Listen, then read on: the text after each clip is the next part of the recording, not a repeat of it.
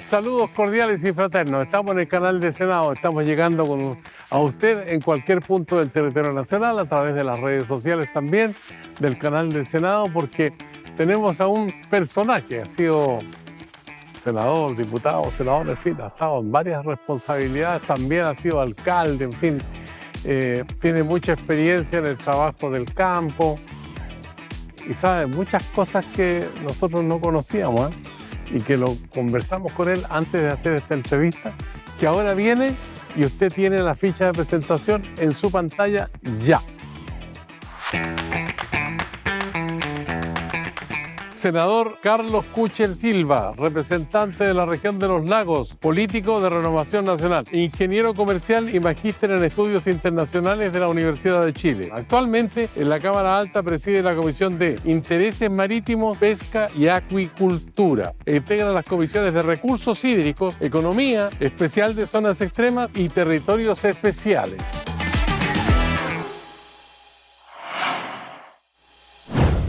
Hola, ¿qué tal? Saludos cordiales en TV Senado. Profundidad de Campo, nueva sesión, esta vez con un hombre del sur, el senador Carlos Kuchel. ¿Cómo está, senador?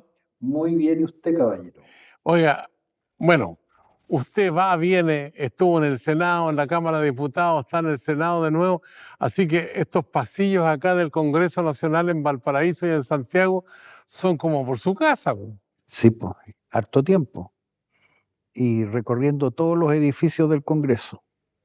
Ya, y cuénteme una cosa, ¿su casa de Renovación Nacional, de cuánto es su casa?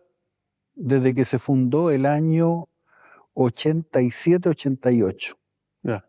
Oye, estábamos conversando antes de empezar el programa, se lo cuento a usted que está siguiendo la transmisión ahora, con el senador Carlos Kuchel, y estábamos hablando de varios de sus colegas o compañeros de universidad, todos de gran renombre, algunos profesores, otros compañeros de curso.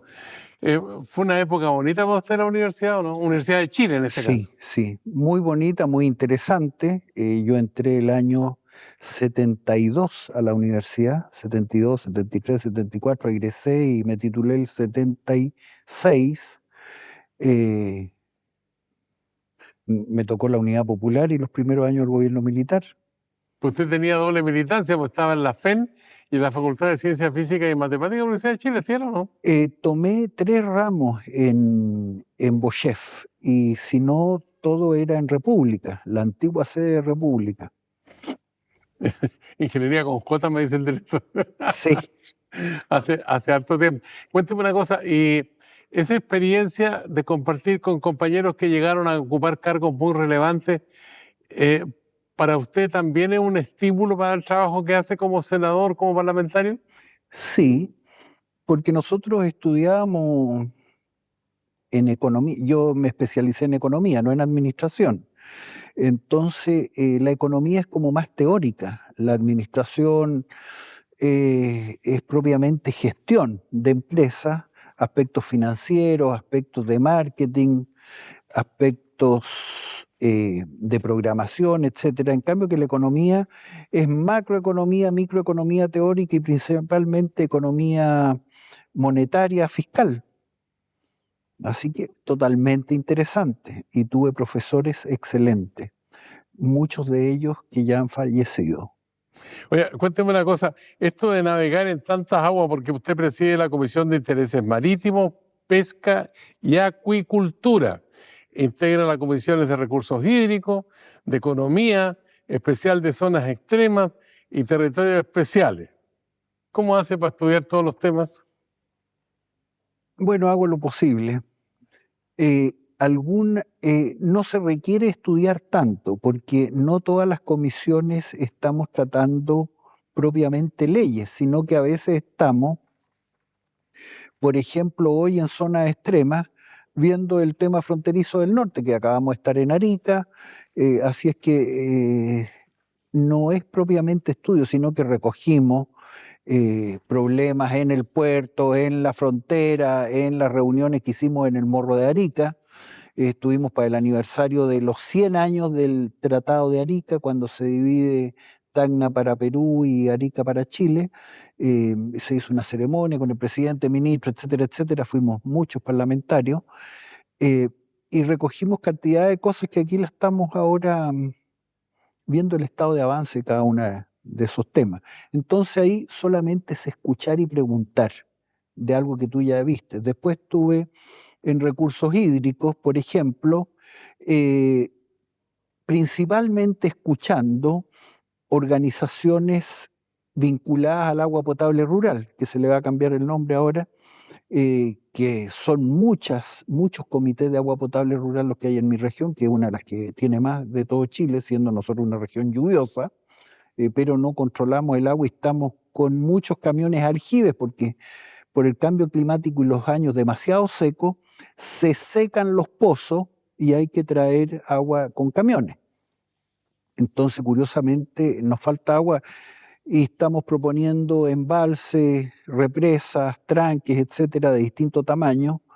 Y ahora existe la tecnología cada vez más barata de desalinizar agua. En fin, entonces ahí también, y después lo otro que sirve mucho es, digamos, el tiempo, el oficio, participar en esto tanto tiempo. Y en mi caso particular, antes de ser alcalde de Puerto Montt estuve en la oficina de proyectos y a cargo de la educación municipal en Puerto Montt, pero en la oficina de proyectos me tocó hacer el plan de desarrollo comunal de Puerto Montt, donde veíamos todos los temas en que tenía que ver el municipio, los recursos, en fin, necesitamos que el 100% de los alumnos estudien y teníamos capacidad para el 75%.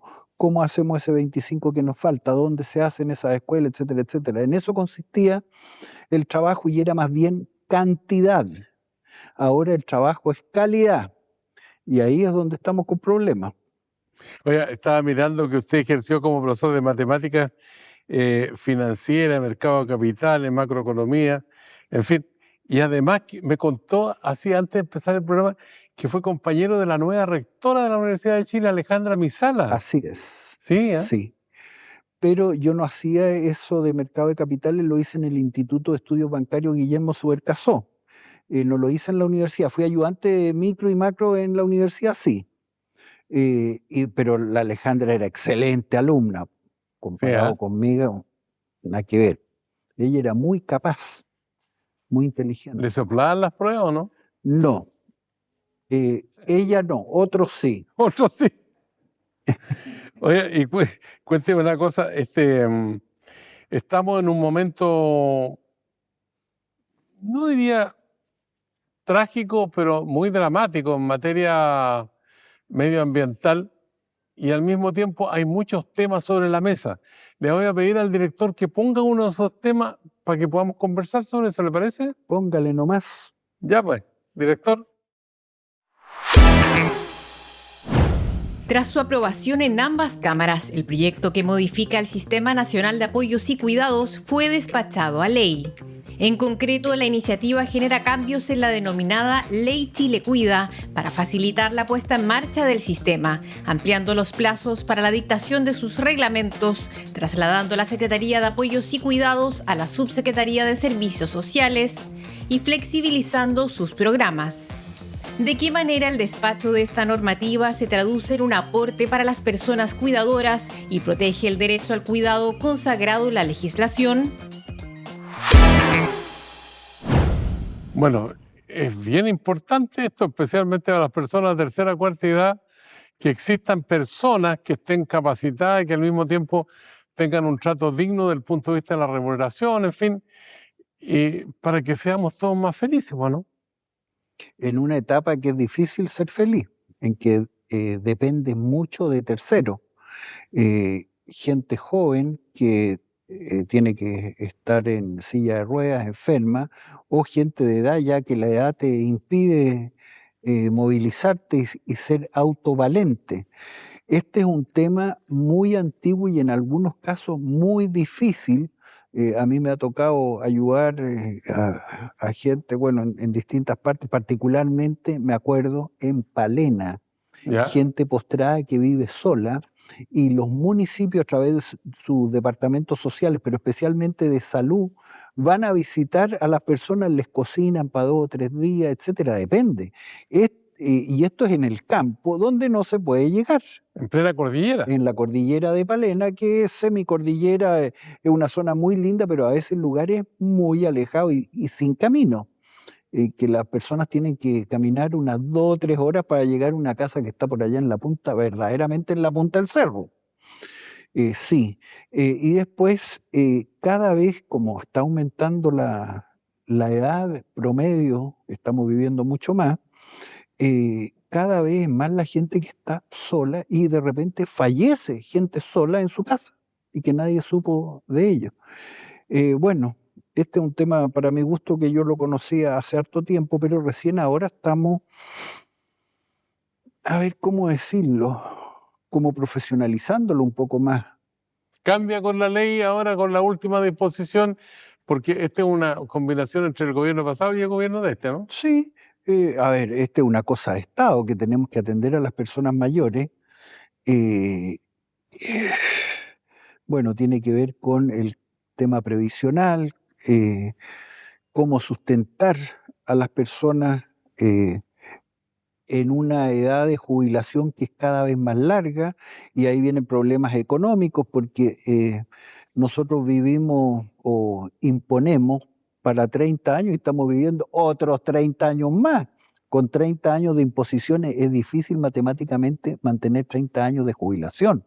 Por eso hay que alargar el periodo o imponer más, que eso es lo que se hizo en la reforma tributaria, que se están subiendo los años de imposiciones, pero una parte ya va como préstamo al gobierno, que en eso yo voté en contra, porque encuentro que el gobierno ya debe demasiado y que creo que no le va a pagar a la gente cuando llegue el ¿A momento. qué edad deberían jubilar los hombres y las mujeres? Bueno, nosotros tenemos 60 mujeres y 65 hombres, pero en la práctica se está jubilando como 2 o 3 años más después. Eh, yo creo que fíjate que la realidad está poniendo una edad distinta de la que está en la ley. La gente está trabajando más que su edad de jubilación, partiendo por mí y creo que por ti también, no sé.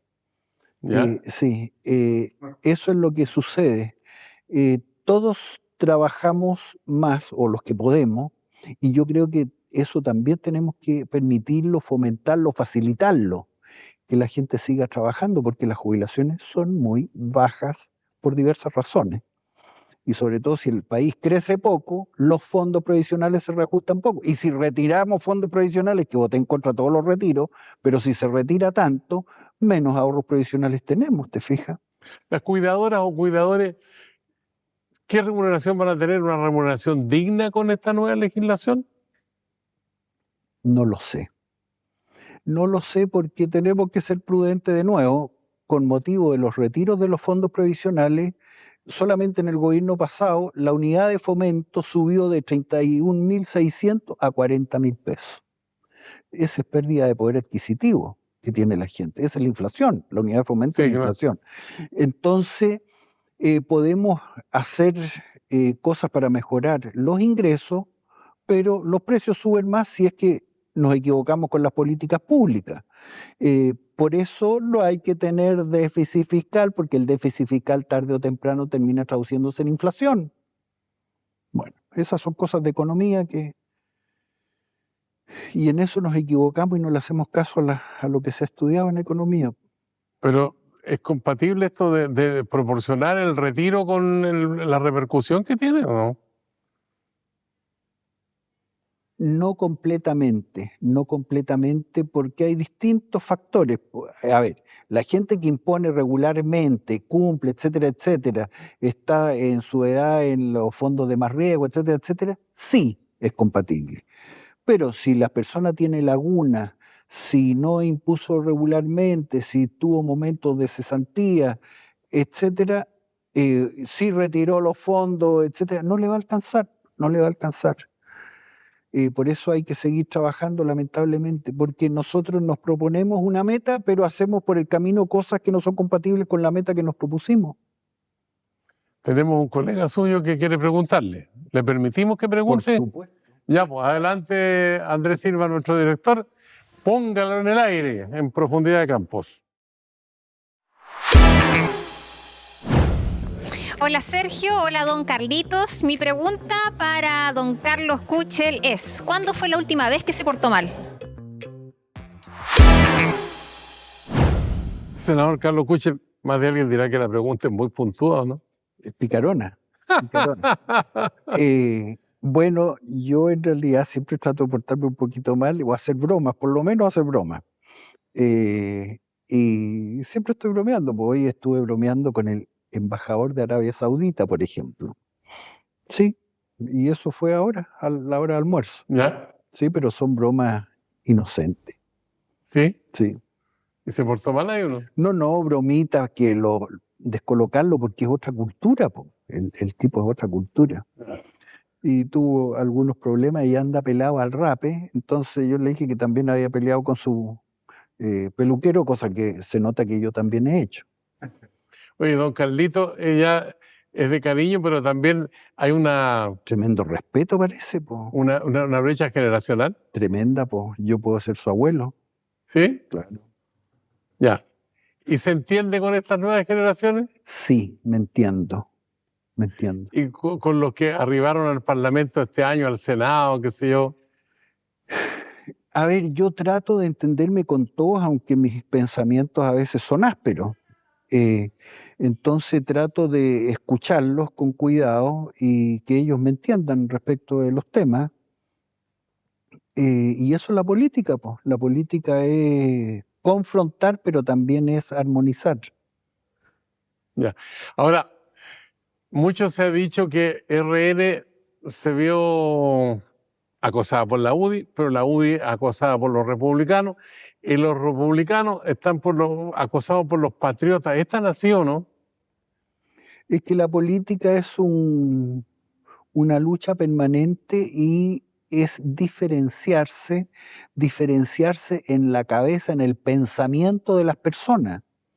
Y eso es a veces áspero y cada uno usa las herramientas que tiene a mano o que elige, no sé, o las armas, para decir, elige las armas con las que cree que puede combatir mejor, pero uno tiene también la responsabilidad de que la política sea edificante, sea instructiva, didáctica para la gente. Yo tengo unos programas, uno que se llama Cultura y Política, por ejemplo, en la radio, en que tratamos de explicar todo lo que podemos. En la radio del En senador Puerto Vara. Espinosa. De vez en cuando me toca opinar en su radio, sí, en alguna de sus radios, sí. Ahí lo invita. Sí, me ha tocado que me invita. ¿Sí? Sí, peleamos harto con el senador Espinosa, pero también llegamos a acuerdos. Un socialista con RN. Sí, con todo, yo peleo con los comunistas también y me entretengo. Algunos dicen que usted es como era el senador Cantero, ¿se acuerda de él o no? Sí, claro. ¿Sí? Sí. ¿Es de ese tono usted? Yo creo que no, porque con él teníamos alguna diferencia. Admiro la capacidad que tenía Canteros para escribir. No sé si le conociste sus libros. Sí, pues lo entrevistamos muchas veces. Claro. Y sus libros y todo eso. Y escribía poesía, escribía cuentos, además de sus libros técnicos, porque él era geógrafo. Muy interesante, Cantero, un saludo para él. Su hijo trabaja acá en el Senado. ¿Sí? Sí, Es masón él, ¿no? probablemente. ¿Sí? ¿Usted no? No, yo soy católico, pero, a ver, tengo un respeto total por los masones. Y me gusta su manera de construirse y educarse permanentemente, cosa que ahora podemos hacer todos gracias a YouTube y cantidad de programas. Uno tiene que saber preguntar nomás, lo mismo que la inteligencia artificial. El momento de ahora es maravilloso para el que quiere educarse, para el que quiere formarse. Pienso en Benjamin Franklin, que fue uno de los redactores de la Constitución de Estados Unidos, lo que le costó a él llegar a educarse y aprender y ser la persona impresionante que llegó a ser. ¿Cómo sería un hombre como él hoy día? Está hablando de 1778. Sí, sí. Y nosotros que tenemos todo gratis no lo aprovechamos. Y una cosita que Arthur Schopenhauer, un gran filósofo alemán, aprendió español para leer a los clásicos españoles de 1600, y cuando murió tenía como 30 libros de los clásicos españoles, y nosotros ¿qué tenemos? Los clásicos españoles gratis, porque usted en cualquier parte encuentra esos libros coloraditos a 1.000 pesos, de Lope de Vega, Quevedo, Cervantes, etcétera, etcétera, y no los aprovechamos. Schopenhauer decía, melena larga, inteligencia corta. ¿Usted fue pelucón en su juventud, no? Sí, ¿Sí? sí. Yo jugaba básquetbol con cintillo. Bueno, pero sigue siendo pelucón, conservador. Sí, también. ¿Va a misa los domingos? De vez en cuando. ¿Sí? Ya. ¿A dónde va a misa allá en el sur? En la catedral y en el campo de mi familia, que se hacía misa todos los segundos domingos. Ah, y lo que estoy yendo cada vez más es a funerales. Ya. Con un cura importado, lo traían de otro lugar el cura. Sí, hay otros bastantes pueblos. sacerdotes de otros lugares, sí. Y hay sacerdotes africanos, europeos. Antes teníamos más sacerdotes autóctonos. Pues tenemos harto para seguir conversando aquí en Profundidad de Campo en el canal del Senado con el senador Carlos Kuchel, región de Los Lagos, militante de Renovación Nacional. Espérenos porque hay más.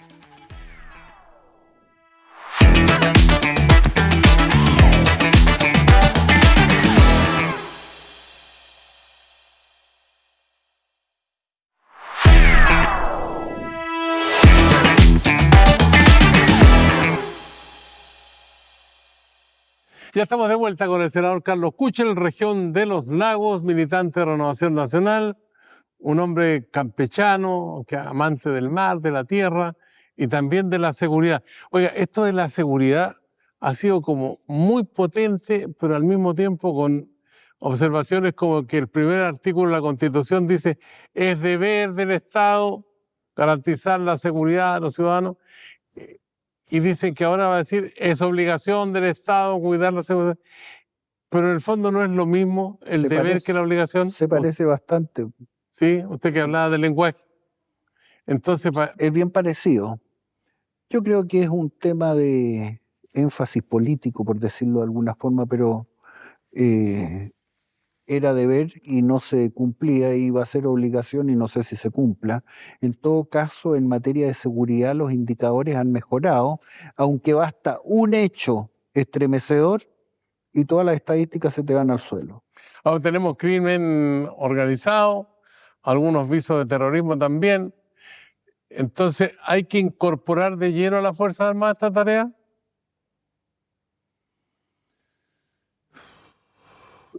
Yo personalmente creo que las Fuerzas Armadas están para la defensa exterior del país y tienen a los conscriptos, etcétera, etcétera. No es lo mismo que una fuerza policial o de seguridad interior. Ese es mi pensamiento. Y en algunas funciones menores, específicas, sí. Pero es distinto la formación de un carabinero que un militar. El militar está preparado para matar, porque si no muere él. Un carabinero no está en esa urgencia tan extrema siempre, porque sabemos que hay situaciones extremas y eso es lo que hay que prevenir. Y es tarea nuestra hacer leyes y normas con juicio. Ahora, el caso de los vándalos, por ejemplo, hacer una marcha y obstruir el tránsito es una cosa. La otra, hacer una marcha, pero al mismo tiempo desatar desórdenes y violencia. ¿Es lo mismo o no? No, no es lo mismo. Destruir propiedad pública o privada no es lo mismo, porque todo lo que cuesta a un país construir su capital social, su capital material, más aún un país que está tan endeudado. Nosotros en el último gobierno aumentamos la deuda casi de 100.000 millones a 150.000 millones. Entonces, y en gasto corriente, yo pienso que hay que endeudarse para capitalizarse, no para gastar. Entonces, mayor responsabilidad, nosotros tenemos que recuperar una situación de desmedro, llegar a superar y para tener ahorro, etcétera, etcétera. Entonces, a ver, siempre es criticable, pero más aún si somos relativamente pobres. Eso va a ser motivo de debate seguramente. Sí, claro, claro. ¿Ya? Claro. Oye, hay un problema que se ha discutido bastante, se analiza, pero parece que no se resuelve, y yo no sé si ahora se va a resolver. Es la seguridad en los puertos. Por ejemplo, aparte del robo de Acabamos de presentar un mercadería, proyecto. Estuvimos en Arica y vimos la madera impregnada con droga. Sí, sí, es un tema. El tema en aduana, la vigilancia. Chile es un país totalmente abierto al mundo. La recaudación por concepto de exportaciones e importaciones son 17.000 millones de dólares de un presupuesto de 90.000 millones. Es harto. ya, pero uno se pregunta, como ciudadano común y corriente, dice, oye, tanta cuestión con la cuestión de la calle May, la venta de productos que son falsificados, pero esos productos entran por los puertos, en los contenedores. ¿Y por qué no se detiene ahí el problema y no van allá donde los comerciantes que por último buscan el sustento para la familia? Hay una cosa más micro. En cambio, los otros macro operan grandes dimensiones. ¿Y ahí qué pasa? Yo creo que hay mafias que nos tienen perforados.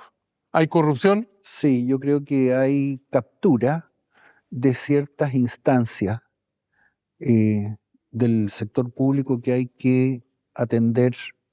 Bueno, no estoy en esas comisiones, hay gente capaz en esas comisiones, gente que tiene experiencia policial, etcétera, de entre los parlamentarios.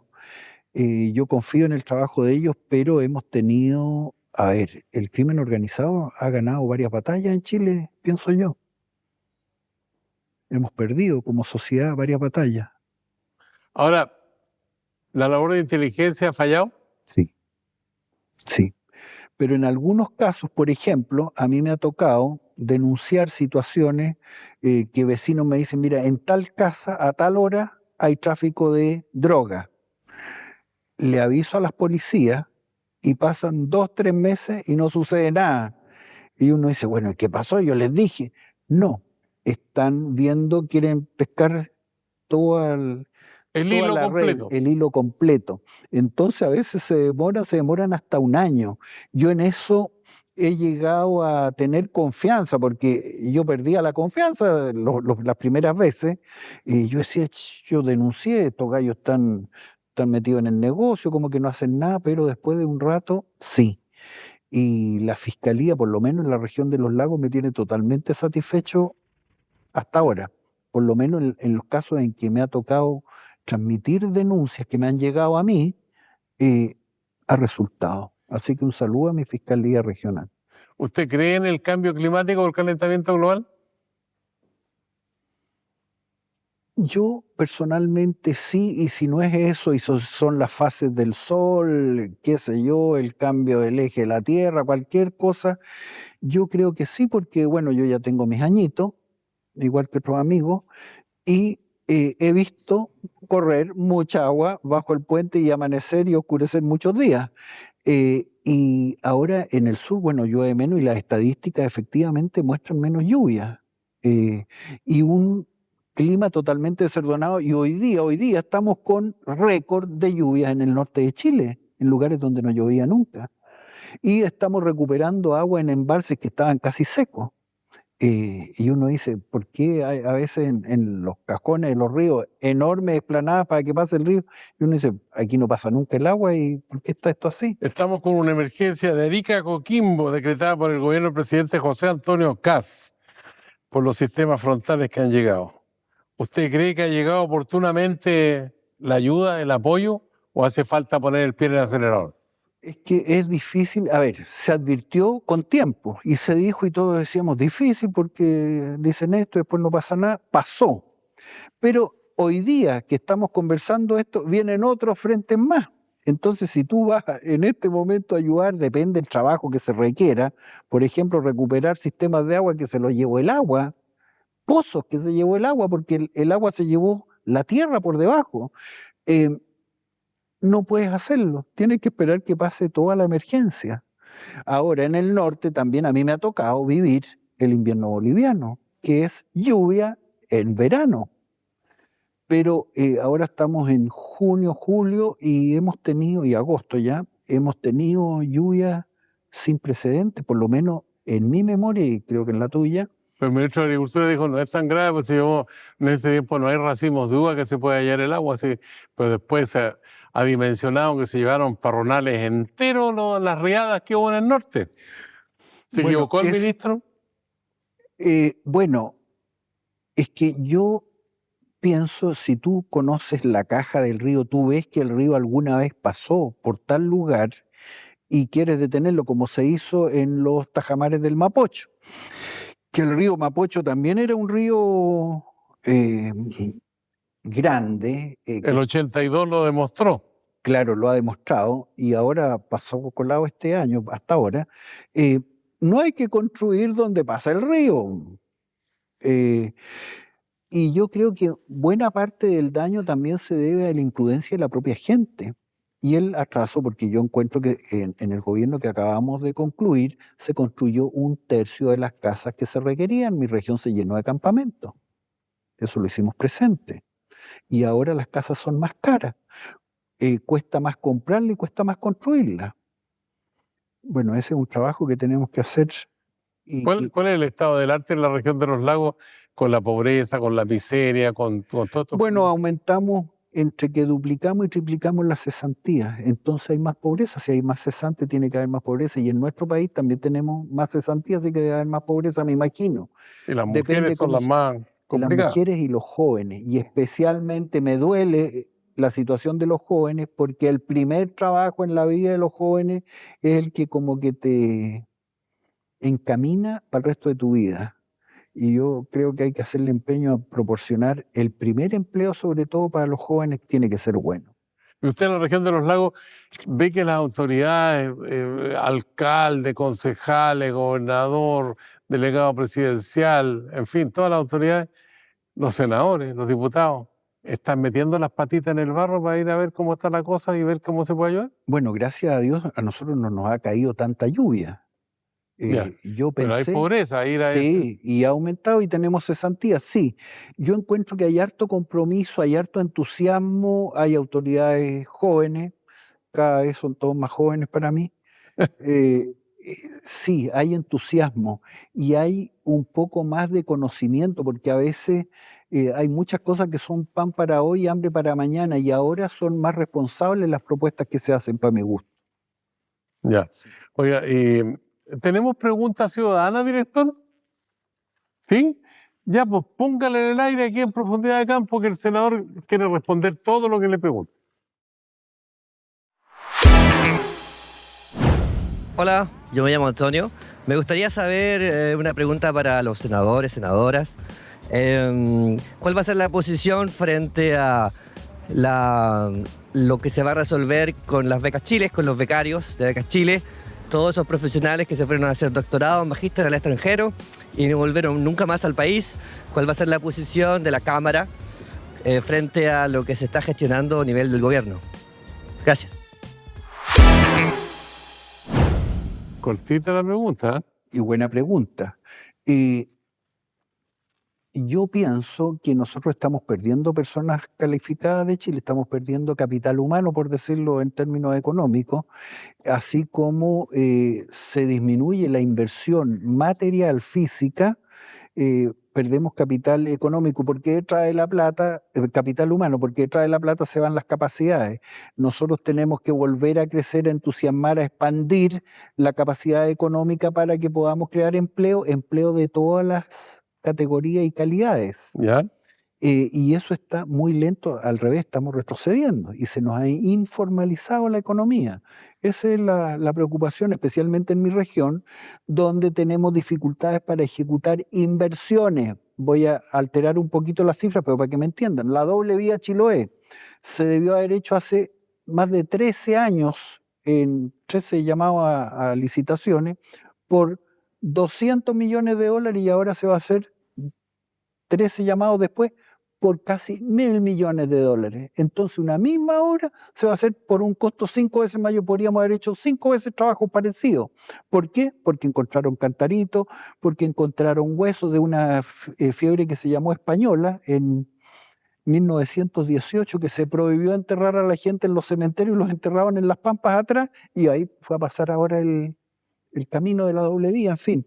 Y la gente que debiera saber de la cultura o del medio ambiente no sabían y se pararon las obras 2, 3 años, quebraron empresas, etcétera. ¿Te fijas? Entonces después no crece la economía porque se gasta mucho más en una inversión que debió haber sido barata, se gasta mucho más en algo, bueno, esa es mi queja, lo he planteado toda la vida. Y después lo otro, del centralismo, que en mi región no nos dan los recursos para reajustar de 200 a 300, sino que en Santiago sí, pues ahí tienen suerte, tocan la Alameda, la Plaza Italia, Providencia, ahí les dan la plata de un viaje. Tenemos cuello de botella ahí en la que era la Plaza Italia, hoy día se Ahí hacen tenés. tacos y todo. Además quedan mal hechas las cosas.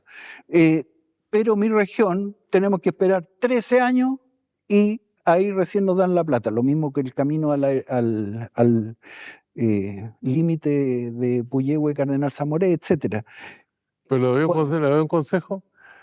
Hable con el senador García Ruminó, que es de su partido y está ahí en la clave del poder. Hablo con todos, pero no hay tanto recurso, algunas cosas se han echado para atrás, por ejemplo, el paso Cardenal Zamoré, que es tan importante cuando cae mucha nieve en la cordillera, se nos trancan los pasos, no puede venir carne, no puede venir leche, sube el precio de la leche, sube el precio del pan, etcétera. Todo eso hay que estar atento, por eso hay que tener las comunicaciones siempre libres y expeditas, y por eso que en las marchas no hay que destruir las carreteras, es como que hubiera una tormenta de nieve que te corta el camino cuando te cortan. ¿Por qué no hacemos el túnel de Santiago o los Andes con Mendoza? Sería bonito. Pero ese proyecto es más antiguo que el Hilo Negro. Así es. ¿Cree usted que este gobierno lo va a hacer? ¿Va a empezar la obra? Hoy lo veo difícil. Yeah. Y lo otro que veo es que porque hay muchas propuestas de concesiones, pero no tenemos tantas concesionarias. Yeah. ¿Cuál se va a hacer? ¿Cuál concesión se va a hacer? Hay que partir por la más rentable. Las más rentables casi siempre están al lado de Santiago. Claro, porque hay mayor uso, mayor transporte, hay más pago de peaje para lo que sea, porque la gente está amontonada aquí al lado de Santiago. Oye, aquí viene el peaje para usted ahora. Vamos a jugar al ping-pong. ¿Le parece? Una idea, un concepto, un pensamiento, lo que usted quiera, me responde. Región de los lagos. La región con más futuro de Chile si es que hacemos la ruta central longitudinal. Oficialismo. Un gran desafío y se está afiatando ya. Han pasado 5 meses, es hora de... Oposición. Distintas ideas, distintos caminos ahí. Agenda contra el crimen organizado y el terrorismo. Avanzando. Emergencia climática. Un tremendo desafío y Chile está totalmente bien instalado para enfrentarla. Pesca y recursos hídricos. Lo mismo, un tremendo desafío y nuestro país tiene todas las ventajas porque tenemos el Océano Pacífico, podemos bombear agua, desalinizar. Es un tema de recursos y si siguen subiendo los precios en el mundo y siguen bajando las tecnologías para desalinizar, para transportar energía, inteligencia, datos, en fin, Chile está en inmejorable posición, además que estamos en un rincón del mundo limpio. Reforma tributaria incluida en la reconstrucción nacional. Totalmente a favor. Ya. Donald Trump. Una incógnita muchas veces para mí, fíjate. Javier Milei. Una incógnita más chica que Donald Trump. Ya. Gabriel Boric.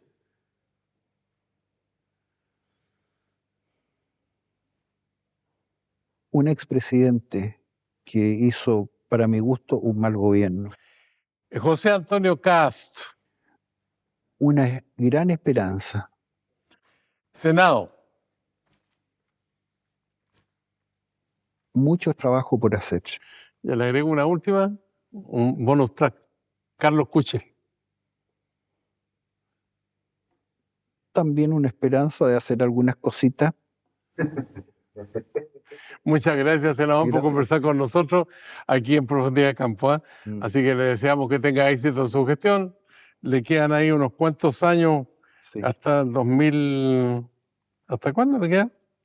Hasta que le paguen a los bomberos. Sí, hasta que las velas no ardan. Sí. Oye, bueno, yo he escrito varios libros. Ah, se me olvidaba el minuto de confianza, me dice el director, a mí me retan por el audífono. Bueno, Ya, 1 minuto tiene para usted, ahora ya.